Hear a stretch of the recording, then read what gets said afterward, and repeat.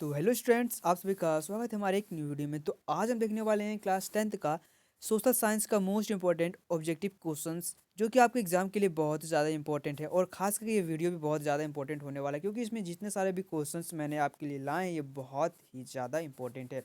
आप लोग please video को थोड़ा सा भी स्किप मत करिएगा, और एक एक क्वेश्चन आपके एग्जाम के लिए बहुत ज़्यादा इंपॉर्टेंट। अगर मिस हो जाएगा तो फिर एग्जाम में आप मतलब क्या बोल सकते हो, दिक्कत हो जाएगा। ठीक है, तो चलते हैं वीडियो के आगे। यहाँ पे हमारे जो क्वेश्चन टोटल होने वाले हैं, इसमें 40 टोटल ऑब्जेक्टिव क्वेश्चन होने वाले हैं। ठीक है, तो सभी प्रश्न के उत्तर अनिवार्य, प्रत्येक प्रश्न के लिए 1 अंक निर्धारित है। प्रत्येक प्रश्न 4 विकल्प के दिए, तो आप इसको पढ़ लीजिएगा। ठीक है, तो फटाफट हम देखते हैं क्वेश्चन क्या है। ऐसी सरकार या शासन व्यवस्था जिसकी सत्ता पर किसी प्रकार का कोई अंकुश नहीं होता कहा जाता है। तो इस प्रकार के शासन व्यवस्था को हम लोग क्या कहते हैं? निरंकुशवाद। ठीक है, निरंकुशवाद शासन व्यवस्था में क्या होता है कि उसकी सत्ता पर कोई भी अंकुश नहीं होता, वो एक लगातार चलता रहता है। मतलब अंकुश मतलब होता है रोक। ठीक है, कोई भी मतलब रोक टोक नहीं होता, वो आराम से अपना शासन व्यवस्था करता है। ठीक है, उसमें कोई भी बाधा नहीं आता। उसके बाद हम देखते हैं क्वेश्चन नंबर दूसरा कि मतदान के अधिकार को क्या कहा जाता है। तो मतदान के अधिकार को क्या बोलेंगे हम लोग? मताधिकार। ठीक है, मताधिकार यानी कि जिसको वोट का अधिकार है, तो हम लोग मुझे बोले कि मुझे मताधिकार का अधिकार है। ठीक है, मताधिकार है। उसके बाद यहाँ पे देखते हैं क्वेश्चन नंबर तीसरा कि बास्तिल किले का पतन कब हुआ। तो बास्तिल किले का पतन कब हुआ?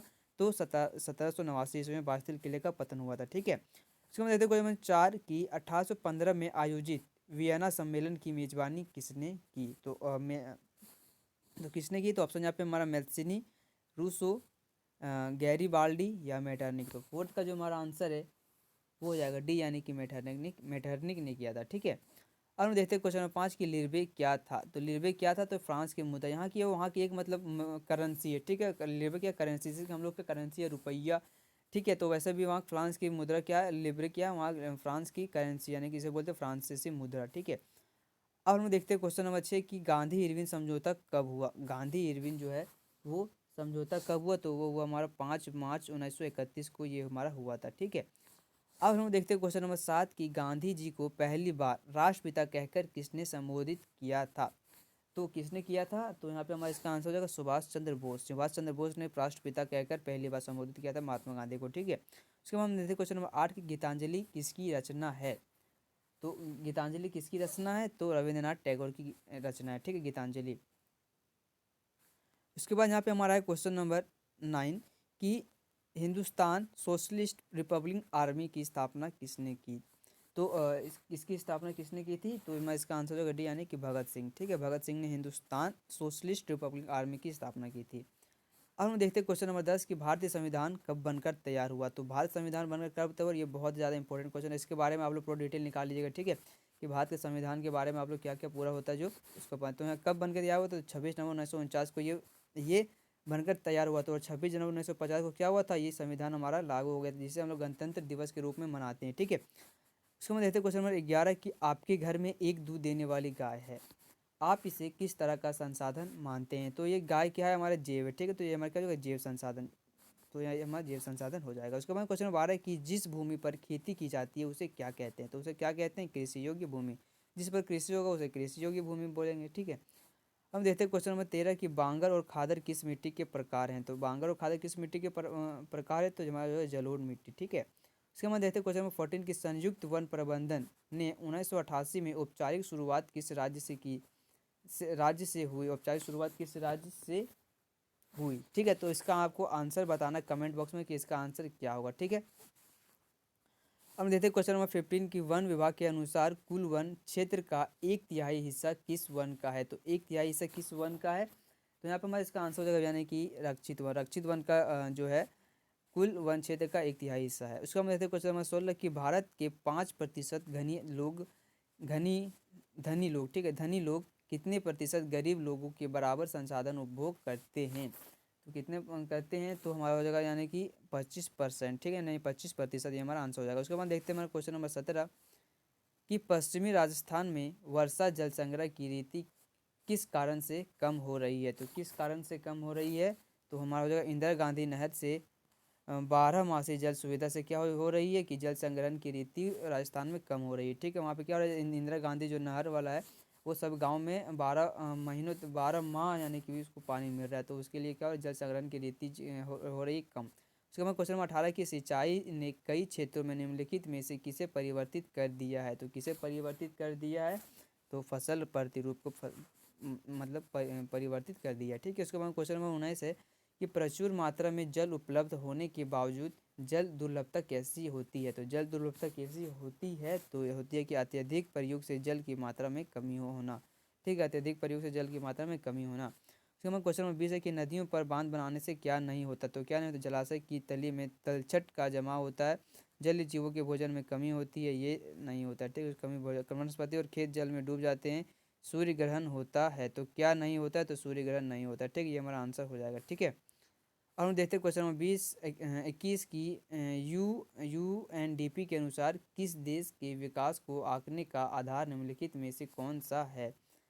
तो कौन सा है, तो 21 का हमारा जो आंसर होगा डी, यानी कि प्रति व्यक्ति आय भी हो जाएगा, लोगों की शिक्षा स्तर, लोगों का स्वास्थ्य और उपरोक्त सभी। तो इसका हमारा आंसर हो जाएगा उपरोक्त सभी। ठीक है, अब हम देखते हैं क्वेश्चन नंबर 22 की विश्व बैंक की विश्व विकास रिपोर्ट 2017 के अनुसार क्या है कि क्या है कि वे देश जिनकी प्रति व्यक्ति आय $1256 से प्रति वर्ष या उससे अधिक है वे समृद्ध देश हैं। हाँ, ये तो है।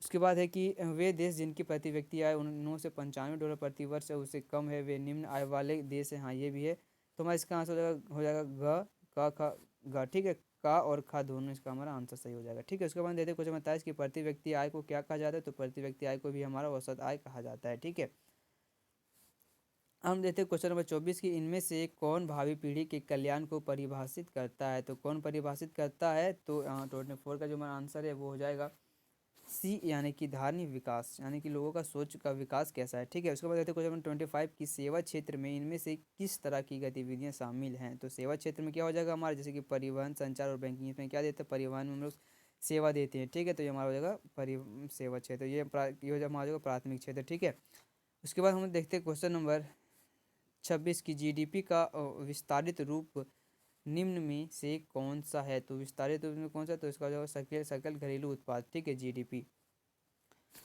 अब हम लोग देखते हैं क्वेश्चन नंबर 27 की नरेगा 2005। ठीक है, 2005 राष्ट्रीय ग्रामीण रोजगार गारंटी अधिनियम 2005 के अनुसार सरकार द्वारा गारंटीकृत रोजगार के दिनों की संख्या डैश है। तो कितने दिनों की वो रोजगार की गारंटी की संख्या देती है, 100 दिनों। ठीक है, अगर वो 100 दिन में रोजगार नहीं देती है सरकार, ठीक है, तो वो उसको लोग मजदूरों को क्या मिलेगा, रोजगार भत्ता देता है। ठीक है, अब हम लोग देखते हैं क्वेश्चन नंबर 28 की सवेतन छुट्टी का प्रावधान किस क्षेत्र में। सवेतन छुट्टी का मतलब कि आपको छुट्टी भी मिलेगा और आपका उस दिन का सैलरी भी नहीं कटेगा। ठीक है, तो ये प्रावधान किस क्षेत्र में, तो संगठित क्षेत्र में, यानी कि सरकारी जो काम होता है जिसमें वो समय आपको छुट्टी तो ले सकती है, लेकिन उस दिन आपका सैलरी नहीं कटेगा उसमें। ठीक है, तो उसके बाद हम देखते हैं क्वेश्चन नंबर 29 की अल्प बेरोजगारी उस व्यवस्था में पाई जाती है जब लोग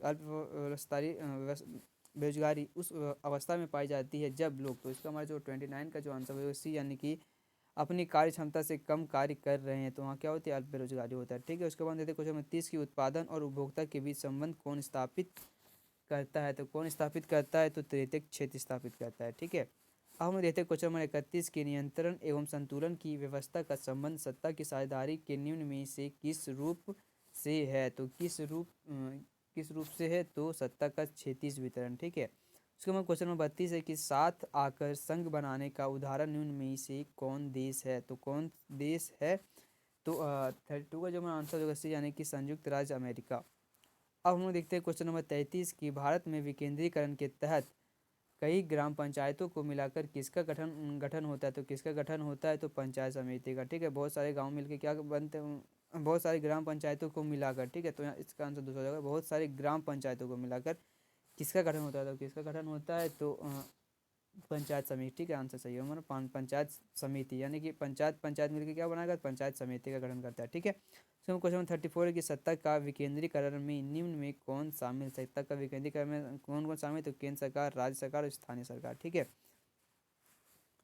उसके बाद हम देखते हैं क्वेश्चन नंबर 35 की नगर पालिका के प्रधान को क्या कहते हैं। तो नगर पालिका के प्रधान को हम लोग मेयर कहते हैं। ठीक है, इसके बाद क्वेश्चन नंबर है 36 की बोलीविया की सरकार ने कोचंबा शहर में जलापूर्ति का अधिकार किसे बेच दिया था। तो किसे किसे बेच दिया था, तो बहुराष्ट्रीय कंपनी को। ठीक है, उसके बाद हम देखते हैं क्वेश्चन नंबर 37 की निम्न में कौन असत्य है। तो निम्न में कौन असत्य है, तो हो जाएगा हमारा सी, यानी कि व्यवसाय समूह अक्सर पेशावर लॉबिस्ट नियुक्त करते हैं। शायद हमारा इसका हमारा इसका आंसर ये होगा। ठीक है, मेरे ख्याल से। उसके बाद देखते हैं क्वेश्चन नंबर 38 की भारत में केंद्र में गठबंधन सरकार की शुरुआत किस दशक से प्रारंभ हुई। तो किस दशक से प्रारंभ हुई थी, तो 1990 दशक से। ठीक है, अब हम लोग देखते हैं क्वेश्चन नंबर 39 की, भारत में अवशिष्ट अवशिष्ट यानी बाकी बचे किसके अधिकार क्षेत्र में आते हैं? तो बाकी बचे किसके अधिकार क्षेत्र में आते हैं? तो केंद्र सरकार का। फिर हम क्वेश्चन नंबर 14 की, भारतीय संघवाद का तीसरा स्तर कौन सा है? तो कौन सा है? तो स्थानीय सरकार। ठीक है।